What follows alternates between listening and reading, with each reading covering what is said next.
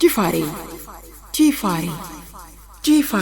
ወቅታዊ ሀገራዊና ቀጠናዊ ጉዳዮች ይቀርቡበታል። ጂፋሬ ቲዩብ ከአፍሪካችን ብሎም ከዓለም አቀፍ ወቅታዊ መረጃዎች የሚቀርቡበት ጂፋሬ ቲዩብ ጥራታቸውን የጠበቁ መረጃዎች እንዲደርሷችሁ ቤተሰብ በመሆን ላይክ፣ ሼር፣ ሰብስክራይብ ያድርጉ። ጂፋሬ ቲዩብ። ጤና ይስጥልኝ ውድ ቤተሰቦቻችን፣ ከጂፋሬ ቲዩብ ለሰዓቱ ከሀገር ቤት ከአፍሪካና ከዓለም አቀፍ ያጠናቀርናቸውን ዜናዎቻችን ይዘን ቀርበናል። አብራችሁን ቆዩ። የኢትዮጵያ አየር መንገድ ወደ ትግራይ ክልል በረራ ማቋረጡ ተሰማ። የኢትዮጵያ አየር መንገድ ወደ ትግራይ ክልል ከተሞች የነበረውን የዕለቱን በረራ ማቋረጡን ተከትሎ ስጋት እንደገባቸው የመቀሌ ከተማ ነዋሪዎች መናገራቸውን የጀርመን ድምጽ ዘግቧል። ነዋሪዎቹ እንደገለጹት የአውሮፕላን በረራ መቋረጡን ተከትሎ የበረራው መቋረጥ በባንኮችና የንግድ ተቋማት አካባቢ ውጥረት ማስከተሉንም ተናግረዋል። ነዋሪዎቹ አክለውም በበረራው መቋረጥ ምክንያት አዲስ አበባ የሚገኙ ዘመዶቻቸው ወደ መቀሌ ለመመለስ መቸገራቸውን ገልጸዋል። በተጨማሪም በረራው መቋረጡ ከተሰማ ጀምሮ ነገሮች በፍጥነት እየተለዋወጡ መሆኑን የገለጹት ነዋሪዎቹ ከሰሞኑ በትግራይ አዋሳኝ አካባቢዎች የተቀሰቀሱ ግጭቶች እንዳሉና በክልሉ አዲስ ጦርነት እንዳይቀሰቀስ ስጋት እንዳላቸውም ተናግረዋል። ከአዲስ አበባ ወደ ትግራይ ክልል ከተሞች በረራ መሰረዝን በተመለከተ ከአየር መንገዱ ባለስልጣናት በኩል በይፋ የተገለጸ ነገር የለም። በኦሮሚያ ክልል የሚገኙ የጤና ባለሙያዎች የትርፍ ሰዓት ክፍያ በአዲሱ የደመወዝ ማሻሻያ መሰረት እንዲደረግላቸው ጠየቁ። በኦሮሚያ ክልል የሚገኙ የጤና ባለሙያዎች የክልሉ መንግስት የትርፍ ሰዓት ክፍያዎችን በቅርቡ በተደረገው የደመወዝ ማሻሻያ መሰረት እንዲያሰላ መጠየቃቸውን አዲስ ስታንዳርድ ዘግቧል። ባለሙያዎቹ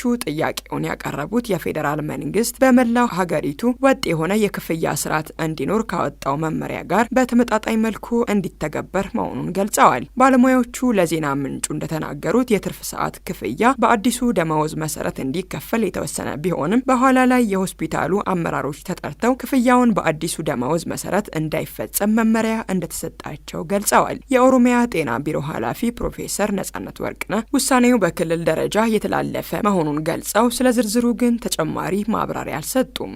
ተቋሙ የበይነ መረብ ጥቃት በእጅጉ ተስፋፍቷል በማለት አስጠንቅቋል። የኢንፎርሜሽን መረብ ደህንነት አስተዳደር በዋትስአፕ በቴሌግራም እና በሌሎች የመልእክት መላላኪያ መተግበሪያዎች ላይ የሚፈጸሙ የበይነ መረብ ጥቃት በእጅጉ ተስፋፍቷል በማለት አስጠንቅቋል። የበይነ መረብ ጥቃት ፈጻሚዎቹ በአገሪቱ የሚካሄዱ የተለያዩ ሲምፖዚየሞችን፣ ዓለም አቀፍ መድረኮችንና የበይነ መረብ ስብሰባዎችን ለሐሰተኛ ድርጊቶቻቸው መጠቀሚያ እያደረጓቸው እንደሚገኙ ተቋሙ ገልጿል። ተቋሙ ጥቃት ፈጻሚዎች የግለሰቦችንና ተቋማትን የባንክ ሂሳቦች ለመመዝበር፣ የግለሰቦችን የግል መረጃዎች ለመመንተፍና የዲጂታል ደህንነት ለማናጋት በተቀናጀ መልኩ እየሰሩ ስለመሆኑም በክትትልና ምርመራ አረጋግጫለሁ ብሏል። የዲጂታል መገናኛ ዘዴዎች ተጠቃሚዎች ከማይታወቁ ወይም ካልተረጋገጡ አድራሻዎች የሚላኩላቸውን የድረገጽ መረጃዎች እንዳይከፍቱና አጠራጣሪ መልእክቶች ሲደርሷቸው ወዲያውኑ ሪፖርት እንዲያደርጉም ተቋሙ አሳስቧል።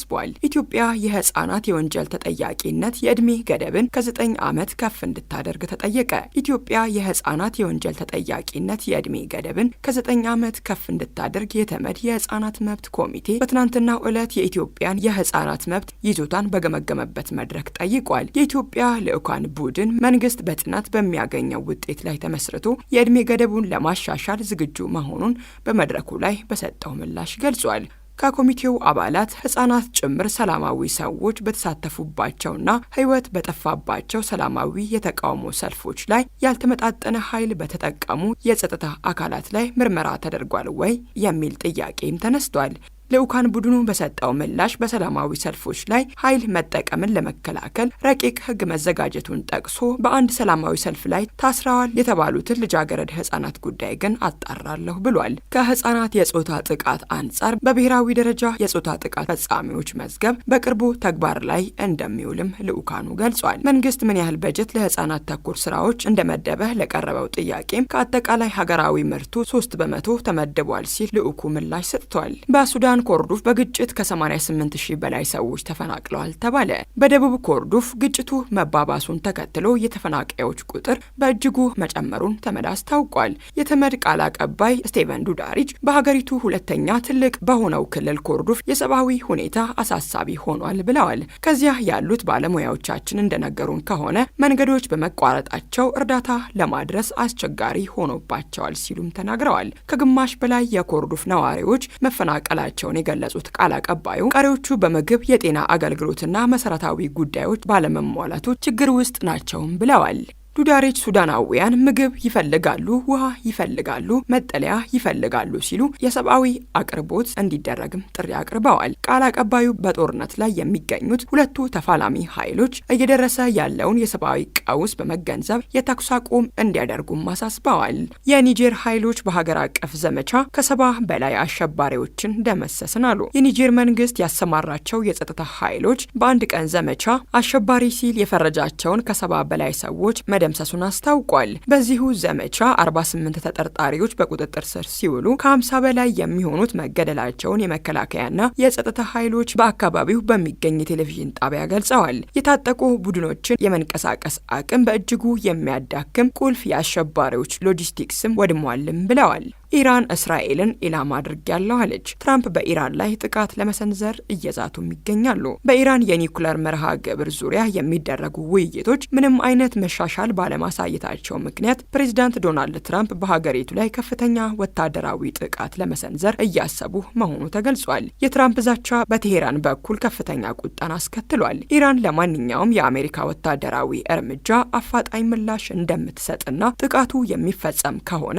እስራኤልን ኢላማ እንደሚያደርጉ የሀገሪቱ ጠቅላይ መሪ አያቶላ አሊ ካሜኒ ከፍተኛ አማካሪ አስጠንቅቀዋል። ሲኤንኤን እንደዘገበው የኢራን የኒውክሌር መርሃ ግብርና የባላስቲክ ሚሳኤል ምርትን ለመገደብ በዋሽንግተንና በቴሄራን መካከል የተደረጉት የመጀመሪያ ደረጃ ውይይቶች ምንም አይነት መሻሻል ባለማሳየታቸው ነው ትራምፕ በሀገሪቱ ላይ አዲስ ወታደራዊ ጥቃት ለመሰንዘር ያጤኑት ተብሏል። ለዚህም ፕሬዚዳንት ትራምፕ በራሳቸው የማህበራዊ ሚዲያ ገጽ ላይ ባሰፈሩት ጽሑፍ ኢራን ለድርድር እንድትቀርብና ፍትሐዊና ተመጣጣኝ የሆነ ስምምነት ያለምንም የኒውክሌር ጦር መሳሪያ እንድትፈርም ጠይቀዋል። ስማቸው ያልተጠቀሰ ምንጮች እንደገለጹት ብሎ ሲኤንኤን እንደዘገበው ፕሬዚዳንቱ አሁን ላይ እያጤኗቸው ካሉት አማራጮች መካከል በኢራን መሪዎችና ለተቃዋሚዎች ግድያ ተጠያቂ ናቸው ተብለው በሚታሰቡ የጸጥታ ባለስልጣናት ላይ የሚቃጡ የአየር ድብደባዎች ይገኙበታል። በተጨማሪም በኢራን የኒውክሌር ማዕከላትና የመንግስት ተቋማት ላይ ጥቃት የመሰንዘር እቅድ በአማራጭነት መቅረቡም ተመላክቷል። ትራምፕ በቀጣይ በኢራን ላይ የሚሰነዘረው የአሜሪካ ጥቃት ባለፈው ክረምት በ3 የኢራን የኒውክሌር ማዕከላት ላይ ካደረሰችው ጥቃት እጅግ የከፋ ይሆናል ሲሉም ምንጮቹ አስጠንቅቀዋል። ይህ በእንዲህ እንዳለ የበላይ መሪው አያቶላ አሊ ካሜኒ ቁልፍ አማካሪው አሊ ሻምካኒ በኤክስ ገጻቸው ባሰፈሩት ጽሑፍ ማንኛውም ወታደራዊ እርምጃ እንደ ጦርነት መጀመሪያ እንደሚቆጠር ገልጸው በተለይም ቴልአቪቭን እንደ ኢላማ በመጥቀስ ከዚህ ቀደም ታይቶ የማይታወቅ ምላሽ እንደሚሰጡም ዝተዋል። ውድ ቤተሰቦቻችን ከጂፋሬ ቲዩብ ለሰዓቱ የያዝናቸው ዜናዎቻችን እስካሁኖቹ ነበሩ። ትኩስና ወቅታዊ መረጃዎች እንዲደርሷችሁ ላይክ፣ ሼር፣ ሰብስክራይብ በማድረግ ቤተሰብ ይሁኑ። ጂፋሬ ወቅታዊ ሀገራዊና ቀጠናዊ ጉዳዮች ይቀርቡበታል። ጂፋሬ ቲዩብ ከአፍሪቃችን ብሎም ከዓለም አቀፍ ወቅታዊ መረጃዎች የሚቀርቡበት ጂፋሬ ቲዩብ ጥራታቸውን የጠበቁ መረጃዎች እንዲደርሷችሁ ቤተሰብ በመሆን ላይክ፣ ሼር፣ ሰብስክራይብ ያድርጉ። ጂፋሬ ቲዩብ